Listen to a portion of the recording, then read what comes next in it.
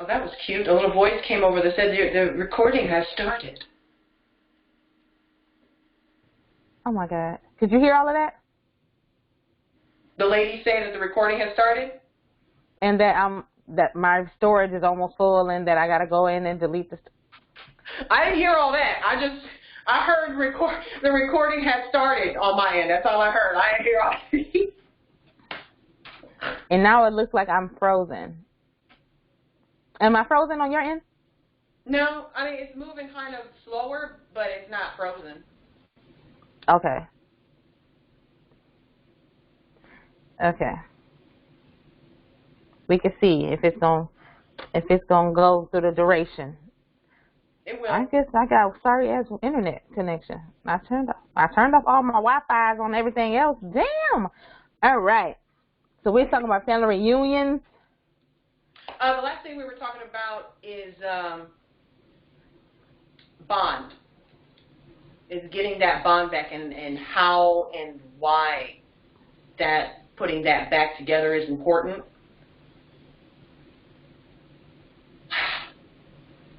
What's going to happen is all our resentments are going to swallow us whole and fuck us over for future generations. That is a very bleak, dark outcome, but that's exactly what the fuck is about to happen if we don't sit the fuck down and talk and be honest and heal. And heal. Because this build up and build up and build up of resentment generation after generation after generation. You know, you can't question why this generation is as angry as they are, as rowdy as they are, in some cases more violent in some cases, meaning like the rise in different types of violence and whatnot. You honestly can't blame it because when you look at past generations, it's like y'all set them up. My friend used to tell me, my friend Lori says this all the time, to set you up for failure, and that is exactly what happened. And the fucked up part about it is they're quicker than us. Every generation gets, quicker, faster, smarter, which is what the older generations want, but once it happens, they're like, no. That's a weird phenomenon as well, being resentful that we are better and we do know better, you know what I'm saying? That's a weird phenomenon in itself. But I say all that to say that is what this new generation, this Generation Z and beyond that's what they're feeling. And that's what they're understanding. They have a much higher emotional intelligence than the older generations do. And that's because the older generation did such a good job of setting things up so we have the opportunity to discover who the fuck we are. Yeah. What they can do, they can join us. Because honestly, that's what we want. You know what I'm saying? It's not about, sitting all them down and saying, you did this, and you're horrible. It's not all about that. Yes, there needs to be some accountability. Absolutely. Do some apologies need to be made? Yeah, absolutely. And do some motherfuckers need to just go to jail? Hell yeah. And that's just being generous, because some motherfuckers just need to be shot between the motherfucking eyes, but nobody wants to go to jail. That's all. Except putting that motherfucker in jail. So yeah, all that stuff needs to happen in order to come together. Because if it doesn't, we're going to fuck ourselves up if we don't. So is that's your solution to all of this? Is that the only solution? Do you have more solutions on what we can do? It's the biggest solution that we can do right now. The most difficult part of that solution is getting the older generation to understand, like I said, that it's not about just blaming them for things. We want them to heal just as badly as we want to heal ourselves. We want them to heal too. Because that's the kind of, fucked up catch-22 with our parents. Like, we love them. There are amazing things about our parents. You know what I'm saying?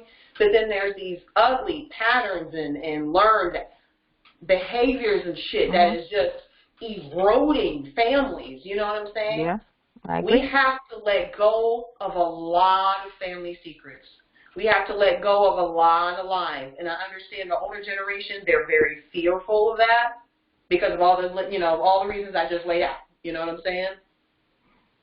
But we also have to put it to the older generation. What will you have us do? Would you have us implode on ourselves later on down the line because you don't want to talk right now? And you want to wait until, because they always wait until they're on their motherfucking deathbed to start spouting off the truth and shit. Stop doing that shit. Let me Stop tell you something. Fucking burden to the death. You know what I'm saying? See, like, I got a whole script that I'm about to write based on that. Let me tell you the script. Listen. Let me see you hitting the nail on the head. Let me just read this real quick. The doggone log line I got for the script. That's funny that you said that. Because we are in alignment right now. Let's see. So the log line, right. Vibes, energy. So the synopsis for the script. Oh, hold on. My daughter is calling. Hey, Tuki. Oh, hold on. Hello? Yo. Oh, what happened? I still hear you. Can you hear me? I see you and hear you.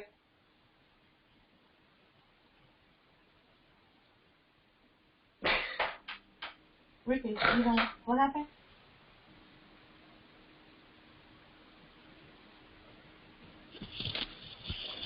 I'm on a video conference, so what's up?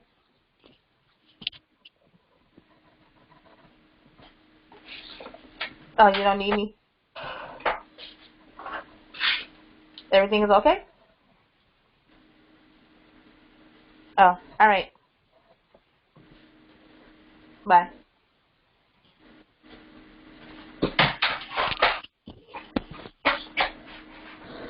So, I had an idea in my head about a story about generational secrets and all of that because, you know, that's our thing, right? Mm-hmm. Literally, I retweaked, well, I'm going to say tweaked or retweaked the log line yesterday. Literally yesterday. So, initially it was about two cousins who, after their grandmother dies, so after the matriarch of the family dies, they compare varying stories and unearth generations of lies. That's literally what the damn. And here you go talk about some. When they get on their deathbed, so I changed it from death to two cousins compare varying stories and unearth generation of lies when their dying grandmother tries to make right during her last days. That's what happens. That's what they do. They do that all the fucking time, and they don't have to. It's like they're addicted to suffering until their last dying fucking day, and it's so unnecessary. You know what I'm saying? The struggle, the pain, all of that is unnecessary, but it's almost like they don't have that. They don't know what else to do or feel because anything after that is actually dealing with their fucking emotions and their own fucking traumas. Another thing they have to stop doing, they got to stop lying, okay? Because they got that. I don't know if it's just with, like, you know, black households, but I don't know if you were ever taught that lie or liar was bad, like you shouldn't call nobody that, like, yeah, you definitely. It was almost treated like a bad word. It is, right, yeah. But lies are only, that lie, the word lie, the word liar are only bad to liars. And a lot of holding those family secrets involves a whole lot of fucking lying. A whole lot of lying. But heck yeah, you can say that in the household. Like, oh no, you a lie. You would get popped in the mouth. Like, you can't. Yeah. You can't even say, oh, you a story, because then you have to change it up because you know lie was a bad word. But you say story, it's the same thing. It's the same thing. You can't say, oh, you lying. You can't say it, but the backdrop of the family and what's going on is shrouded in like lies and secrecy. And a whole lie, a whole ass lie. Now, I understand now looking back, some lies were told in order to actually protect somebody. A lot of times they were protecting the wrong motherfucker. They were protecting somebody they should have never protected. They're actually protecting the demon that carries on the family curse all throughout the family. They keep holding these motherfuckers in. And I'm not talking about just pedophiles, again, like abusers, physical, mentally, emotionally. Mental and emotional abuse runs real fucking rampant in the black family. Real fucking rampant. And let me tell you how much of a mess that motherfucking creates. But sometimes in those situations, You have to make a mess in order to clean the entire house. Does that make sense? You know, when you're doing a real deep clean, you empty out all your drawers, all your closets, you empty out all that shit. You figure out what the fuck you have. You take out the shit that you don't need, and then you get to actually clean. Instead of just shoving shit in the cupboard, shoving shit under a bed, under the rug, all that. Because that's how this black family treats lies and secrets and shit. Yeah, that's an important point. I actually have it to talk about on my segment about how emotional and spiritual distress or stress or whatever causes physical issues and causes the bulk of the issues, period. Because when we internalize that stuff, we suppress it, hide it, it comes out. It has to come out because we're shoving it down. So it goes into depression and nervous breakdown and then it comes out in like physically. So physiologically in our bodies, it causes like migraines and body aches and back aches, and we don't even make the connection to stuff, thyroid issues, just a bunch of other different things that emotionally because we are holding on to stuff. Holding on to way too much. And to think that withholding family secrets, to think keeping all these lies up is not destroying them, they're just living in denial about that, because that's exactly what it's doing. It is destroying them. But they're too stubborn, so unbelievably stubborn. And I know a lot of it is because they had to sacrifice so much for us to have what we have. You know what I'm saying? Because they didn't have that. But in doing that, they created so many more things that we could do and so many more things that we could be. And we're not held within the constraints of what it is they want us, you know? Because a lot of our parents want to be the parent that they never had, want to have the family that they never had, instead of paying attention to seeing what the fuck kind of parent their kid needed and what the fuck kind of family was going to be right for them. And sometimes a lot of that family didn't include kids. Sometimes that family includes kids, just not a wife, just another 2 husbands or 2 wives, you know what I'm saying? We're not held into those constraints anymore. They were. And it stirred a lot of shit up. And they don't like it because they're very adverse to change. They feel like their efforts and their sacrifices have been taken for granted, that we don't appreciate them. And it's like, it's twofold. We absolutely appreciate everything. We can go down the list of every single wonderful, amazing thing that they did. The problem with that is that all these family secrets, all these traumas you won't want to deal with, all this mental illness that you want to deal with, all of this pain and anguish and bullshit that you don't want to deal with, erodes any and everything good you have attempted to do because you couldn't handle your personal shit. Yeah, and that's what it boils down to. Personal shit, emotional maturity, emotional intelligence, and not really knowing how to, for lack of a better word, like you said, handle their shit. Emotions. And all the negative emotions. Yeah. That's how they try to dismiss us. We're overly sensitive. You know, we're dramatic. Do you know how often I was called dramatic coming up? Listen. Yeah. It's like, no, I was just in the middle of some fucking trauma and probably beginning the touches of mental illness, but no, it's cool. I'll just smile and put on this really nice outfit and just be, you know, adult. It's going to show up in other areas. It is going to show up in other areas, but we're all doing it to keep up a facade. For who? Because they want to make sure that black people are looked at in a favorable light, because that's what it all boils down to. You know what I'm saying? Especially back in the day. Now, we're like, nah, fuck that. You know what I'm saying? We're not doing that.